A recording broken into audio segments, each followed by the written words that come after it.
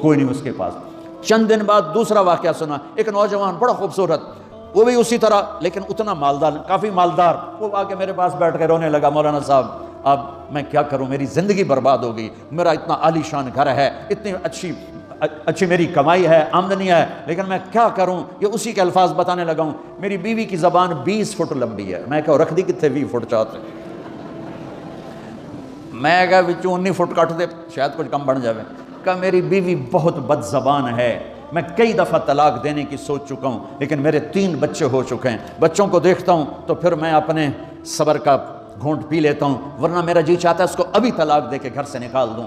دولت بھی موجود ہے، خوبصورتی بھی موجود ہے، شکل بھی موجود ہے، عزت بھی موجود ہے، سہولت بھی موجود ہے، کیا چیز موجود نہیں؟ اخلاق موجود نہیں، حسن سلوک موجود نہیں، پیار محبت موجود نہیں۔ اب اپنے گھروں میں اگر خوشی دیکھنا چاہتے ہیں، ہر رشتے کو اگر آپ آباد کرنا چاہتے ہیں تو میرے نبی والی محبت دینا سیکھیں، میرے نبی والی محبت دینا سیکھیں، اپنے بچوں کو بھی، اپنی اولاد کو بھی، اپنے بہن بھائیوں کو، اپنے ماں باپ کو، ساس بہو کو، بہو ساس کو، سسر بہو کو، بہو سسر کو، بھائی بھائی کو، بہن بہن کو، اللہ کے واسطے برداشت کرنا سیکھو۔ مجھے میرے رب کی قسم ساری دنیا کا چین و سکون برداشت میں ہے، صبر میں ہے، صبر میں ہے، صبر میں ہے۔ زبان۔ ایک نوجوان میرے پاس آیا، کہا جی میری بیوی سے لڑائی ہوتی، مجھے کوئی تعویذ دو۔ میں نے کہا بیویوں پہ تعویذ اثر ہی نہیں کرتا۔ کہنے لگا کیا کروں؟ میں نے کہا ایک عمل بتاتا ہوں، سنت عمل، کہ 1-2 لقمے اپنے ہاتھ سے بیوی کو کھلا دیا کرو۔ وہ کہنے لگا اس سے کیا ہوگا؟ میں نے کہا تو تم دیکھو گے، پھر میں پوچھوں گا تم سے کیا ہوگا۔ میں نے کہا یہ سنت عمل ہے، اس سے محبت بڑھے گی۔ کوئی 8-10 دن گزرے تو اس کا فون ویسے آ گیا حال احوال پوچھنے میرا، تو مجھے اپنی بات یاد آ گئی۔ میں نے کہا میری بات پہ عمل کیا تھا؟ کہنے لگا نہیں۔ میں نے کہا کیوں؟ کہنے لگا شرم آتی۔ میں نے کہا لڑتے ہوئے شرم نہیں آتی؟ کبھی کوئی کمزور سے بھی لڑتا، عورت تو بیچاری کمزور ہے۔ چلو یہاں کی عورتیں طاقتور ہیں، سنا ہے کہ بڑی شیرنیاں ہیں اور ان کے خامد سارے بکری یہ شیر ہیں، الٹا ہی کام ہے، یہاں عورتیں شیر ہیں، خامد بکریاں ہیں۔ چلو بھائی تم مہربانی کر کے اپنے خامدوں کو عزت دو، اور ان سے کہتا ہوں اپنی بیویوں کو عزت دو، محبت سے رہو۔ تو میں نے کہا بے وقوف، کبھی کمزور کے ساتھ بھی کوئی لڑتا ہے، اس میں تمہیں شرم نہیں آتی اور اس میں شرم آتی ہے؟ سنت۔ میں نے کہا چل کر اور مجھے بتا۔ کوئی 2 گھنٹے بعد اس کا فون آیا، کہا مولانا دوپہر کا کھانا تھا، میں نے اپنی بیوی کے منہ میں لقمہ جو دیا نا تو اس کا منہ وہیں کھلا رہ گیا۔ وہ کہنے لگی تو نے خود تو کیا نہیں، کسی نے تجھے بتایا ہے؟ کس نے بتایا؟ تو بتا، تیرے اندر یہ ظرف نہیں ہے، تمہیں یہ سبق کس نے پڑھایا ہے؟ اس نے کہا مجھے یہ سبق مولوی طارق جمیل نے پڑھایا۔ تو کہنے لگا میری بیوی نے ایسے اپنی جھولی اٹھا لی اور کہا مولوی طارق جمیل اللہ اس کے بچوں کو سلامت رکھے جس نے تمہیں انسان بنایا۔ میرے بھائی بہنوں صبر کرنا سیکھو۔ ہماری ایک دھوبن تھی ماسی شریفہ، مر گئی بیچاری، تو وہ آ گئی میری بہن کے پاس، چھوٹا قد، موٹی ڈٹی تو بڑی لڑاکی، پوری شیرنی۔ وہ آ کے کہنے لگی میری بہن کو، میری بہن تو چنگی طرح جان دی ہے، بی بی میری نوواں بڑیاں لڑ دیا، میں نے کوئی تویز دے ساریاں میری نوکر بن جانا۔ اب میری بہن کو پتا تھا کہ سارا لڑائی دا تماشا تھا، ماسی شریفہ تو شروع ہوتا، ادو تو ہوتا ہی کچھ نہیں، بیچاریاں معصوم جیاں چھوٹیاں چھوٹی عمر دیاں۔ تو میری بہن نے ایک تعویذ بنایا اور اس کو یوں رول کر کے نا اس کو کہا ماسی شریفہ ہوں جس لے تیری لڑائی ہوئے نا اس تعویذ تو چک مار کے بہ جانا ہے تے چھڑنا نہیں، جے تو چھڑیا تو مر جانا، انہوں پکا کر کے رکھیں۔ اس نے کیا کیا؟ ماسی شریفہ کو چپ کروایا۔ اب ہمارا دیہاتی ماحول ہے، تعویذوں کی بڑا عقیدت ہے، صحیح تعویذ تو اثر کرتے ہیں لیکن اکثر تو ہیرا پھیری والے بیٹھے ہوئے سارے ہی، تو اللہ ماشاء اللہ۔ تو 8ویں دن وہ آ گئی، بی بی تو بڑا چنگا تعویذ دیتا، ساری لڑائی ختم ہو گئی۔ کیوں؟ کہ ماسی شریفہ چپ ہو گئی۔ تو میں ان ساری مستورات کو یہ تعویذ دے کے جا رہا ہوں، یہ سب لے لو، یہ مرد بھی لے لو، اور جب کوئی جھگڑا ہو اے یہاں رکھ کے چپ کر کے بیٹھ جانا، آپ کی لڑائیاں ختم ہو جائیں۔ اگر آپ بولتے رہے تو پھر لڑائی ختم نہیں ہوگی۔ میرے نبی کی زندگی سیکھو، معاف کرنا سیکھو، محبت دینا سیکھو۔ ایسا نہ ہو کہ 2 آپس میں بولتے نہ ہوں، ایسی بد اخلاقی سے بچو۔ اور آخری بات یہ ہے، آپ اس ملک میں رہتے ہیں، اب یہ آپ کا ملک ہے، اگر آپ کے پاسپورٹ ہیں تو یہ آپ کا ملک ہے، اس کے قانون کو عزت دو، اس کے قانون کو احترام دو۔ یہاں کی گورنمنٹ کے ساتھ مجھے پتہ چلا ہے کہ بہت سے لوگ ہیں فرضی بیمار بن کے وظیفے لے رہے ہیں، یہ حرام ہے، یہ دھوکہ ہے، یہ فراڈ ہے۔ جو حکومت آپ کی اتنی ہمدرد ہو کہ گھر بیٹھے آپ کو وظیفہ پہنچائے، آپ کے بچوں کے وظیفے لگائے، آپ کے وظیفے لگائے، انہی کے ساتھ دھوکہ کرنا ہے، انہی کے ساتھ فراڈ کرنا ہے۔ اللہ کی قسم یہ آپ اپنے ساتھ فراڈ کر رہے ہیں، یہ آپ اپنی ذات کو دھوکہ دے رہے ہیں، ان کو نہیں دھوکہ دے رہے، آپ اپنے آپ کو دھوکہ دے رہے ہیں۔ ایک سردار جی ریل میں چڑھا، ہنسی جائے. لوگوں نے پوچھا سردار جی بڑے ہنس رہے ہو؟ کہنے لگا ریلوے والوں کے ساتھ آج بڑا فراڈ کیا، چکر کا دے دیا، ریلوے کو چکر دے دیا ہے. سردار جی کیا چکر دیا ہے؟ کہنے لگا واپسی کا ٹکٹ بھی لے لیا ہے اور واپس میں نے آنا کوئی نہیں ہے. نہ کہ سردار جی اپنے آپ نے چکر دیتا ہے تسی. تو جتنی دو نمبری کرنے والے ہیں یہ اپنے آپ کو چکر دینے والے ہیں. اللہ کے واسطے اس حکومت کا نہ ٹیکس چراؤ، نہ ایسی دو نمبری کرو، نہ یہاں کی بچیوں کو دھوکہ دے کر کاغذ بنانے کے لیے شادیاں کرو.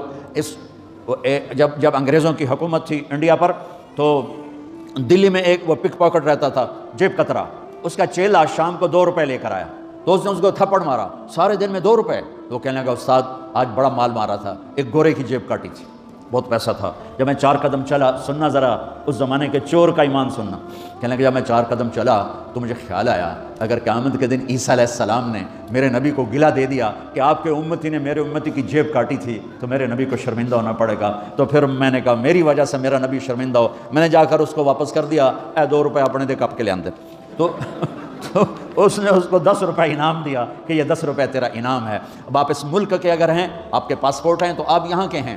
آپ اپنے پیچھے اپنے رشتہ داروں کی مدد کریں، جو مرضی کریں، لیکن میرے بھائی بہنوں اس سے اپنا ملک بنا کے چلو. یہاں غریبوں پہ خرچ کرو. زکوٰۃ تو مسلمان کو دی جاتی ہے کوئی شک نہیں، لیکن صدقات خیرات پیچھے بھیجنے کے بجائے یہاں کتنے غریب لوگ ہیں، کتنے ضرورت مند لوگ ہیں، کتنے لوگ ہیں جن کے پاس گھر کوئی نہیں، کتنے لوگ ہیں جو کونسل کی طرف سے وظیفہ لے کر روٹی کھا رہے ہیں اور وہ پوری نہیں پڑتی. ایسوں کو ڈھونڈ کے ان پر خرچ کرو، ان کی مدد کرو، کسی کی جانی خدمت کرو، کسی کی مالی خدمت کرو.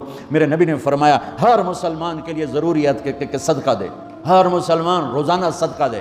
تو صحابہ نے کہا یا رسول اللہ پیسے نہ ہوں تو آپ کہتے چلو کوئی بات نہیں. کہا نہیں سنو، آپ نے کہا بازار میں جا کے مزدوری کرے اور مزدوری کی قیمت وصول کر کے صدقہ کرے. صدقہ اتنا ضروری ہے، بلاؤں کو ٹال دیتا ہے، مصیبتوں کو ٹال دیتا ہے. تو یہاں رہنے والے یہاں کے قانون کا احترام کریں، یہاں کے قانون کو عزت دیں، اللہ کے واسطے 2 نمبری نہ کریں، دیانتداری سے چلیں. میرے نبی نے فرمایا میرا امتی ہر گناہ کر سکتا ہے، 2 کبھی نہیں کرے گا، ایک جھوٹ کبھی نہیں بولے گا، ایک دھوکہ کبھی نہیں دے گا. تو اللہ کے واسطے دھوکے فراڈ سے چلیں. کہیں آپ لڑے ہوئے ہیں صلح کر لیں، پیار محبت دیں، معاف کریں، اپنے بچوں کو ٹائم دیں، ان کو اچھی تعلیم دیں، یہ اعلیٰ عہدوں پر پہنچیں، اعلیٰ جاب پر پہنچیں. ضروری نہیں ہے کہ تمہاری طرح مزدوریاں ہی کریں. ان کی تعلیم کا یہاں اسکول بناؤ، یہاں کالج بناؤ، اپنے اسکول بناؤ، اپنے کالج بناؤ، اپنی اولاد کو اچھی سے اچھی تعلیم دو کہ یہ آگے چل کے بڑے شعبوں پر اور بڑی جاب پر پہنچیں اور تمہارے لیے عزت بنے، باعث عزت بنے، باعث افتخار بنے. آپس کی پیچھے لڑائی چل رہی، اس نے 1 کنال کا گھر بنایا، میں نے 2 کنال کا بنایا. اور میں ایک جگہ گیا پہاڑ میرپور گیا، میرپور بڑے بڑے گھر شہر میں انٹر ہونے سے پہلے بڑے بڑے گھر. میں نے کہا یہ اور لگے جیسے خالی. میں نے کہا یہ کیا ہے؟ میں پہلی دفعہ میرپور کہا یہ انگلینڈیوں کے گھر ہیں، ان کے مقابلے لگے رہتے ہیں. اس نے کنال کا بنا، میں 2 کنال کا بناؤں گا. اس نے 2 کنال کا بنا، میں 4 کنال کا بناؤں گا. بناؤ گھر اپنی ضرورت کے بنا لو، جب جانا ہو وہاں نہ تم جانے والے ہو پیچھے نہ تمہاری اولادیں. ان کو یہاں کی نسوار لگی واپس جائیں گے لوڈ شیڈنگ میں. ایک پٹھان بھائی ناراض نہ ہونا، ادھر بہت ہیں پٹھان. تو ایک پٹھان کا خرگوش گم ہو گیا، خرگوش.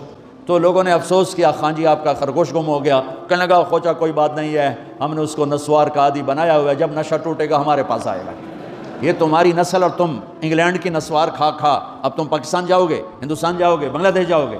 تم نے یہی رہنا ہے. اسے اپنا ملک بنا کے چلو، سنسیئر ہو کے چلو، اس کے قانون کا احترام کر کے چلو. یہاں غریبوں پہ صدقہ تو غیر مسلموں کو دو، ان کے دل قریب ہوں، ڈھونڈ کے دو، وہ تم سے پیار کریں، وہ تم سے محبت کریں. ان کے ہائے میرے نبی تشریف فرما تھے. ایک طوائف گزری، طوائف پروسٹیٹیوٹ، وہ آپ کو دیکھ کے نا آپ کا مذاق اڑانے کے لیے، کیسا نبی ہے، اکیلے بیٹھ کے کھاتا ہے، کسی کو پوچھتا ہی نہیں. غیر مسلم کافر طوائف، کتنی برائیاں اکٹھی ہو گئی. آپ نے کہا آ جا، وہ آ کے بیٹھ گئی. آپ نے کہا کھا، وہ تو آپ کا مذاق اڑا رہی تھی کہ نہیں ایسا نہیں کھاؤں گی، جو تیرے منہ میں ہے اپنے ہاتھ سے نکال کے مجھے کھلا. اس کا خیال تھا یہ مجھے ڈانٹیں گے، کہیں گے اس کو اٹھاؤ، 2 چھتر مارو، اس کو دفع کرو. میں کہوں گی دیکھو تمہارا نبی کیسا ہے، اتنا بد اخلاق. تو انہوں نے کہا نہیں، جو تیرے منہ میں ہے وہ نکال اور اپنے ہاتھوں سے میرے منہ میں ڈال. میرے نبی نے کہا یہ لو. آپ نے لقمہ منہ سے نکالا اور اس کے منہ میں ڈالا. اب پنجابی کی مثال ہے، کبے نو لت لگی، وہ سدھا ہو گیا. میرے نبی کے منہ کا لعاب جب اس طوائف کے منہ میں گیا، وہ ساتھ ہی کلمہ پڑھ گئی، ایمان لے آئی اور مدینے کی شریف ترین عورت بن گئی. میرے نبی تو اس طرح اخلاق والے تھے. یہاں تو نوکر سسٹم نہیں، میں پاکستان میں بھی روتا رہتا ہوں کہ نوکروں کے برتن الگ ہیں اور مالکوں کے برتن الگ ہیں، عورتوں کی نوکروں کی پلیٹ الگ ہے اور مالکوں کی پلیٹ الگ ہے۔ میرے نبی نے طائف کے کافر آئے، روزانہ ان کے ساتھ بیٹھ کے رات کو کھانا کھاتے تھے، ان کا جھوٹا کھاتے تھے، یہ اخلاق تھے جس نے انہیں کلمے میں داخل کر دیا۔ نجران کے جوڑ نظر آئے گا، اور میرے رب کی سنو، ان استقالنی عقلت لا، تو توبہ توڑ کے لے آئے 1 دفعہ یا 1000 دفعہ، ایسا جوڑوں گا کہ جوڑ نظر ہی نہیں آئے گا، بے جوڑ کر دوں۔ اور یہ تیرے کرامن کاتبین کو بھی نہیں پتہ چلے گا کہ یہ توبہ ٹوٹی ہوئی ہے اور ٹوٹ کے جڑی ہے یا ٹوٹی نہیں۔ اللہ ایسی توبہ ہماری قبول کرے گا۔ جب ہو توبہ کرو، جب ہو توبہ کرو۔ تو نیت کرتے ہو توبہ کی؟ اگر ہم نے سچے دل سے کر لی تو اللہ کی قسم یہیں بیٹھے بیٹھے ہم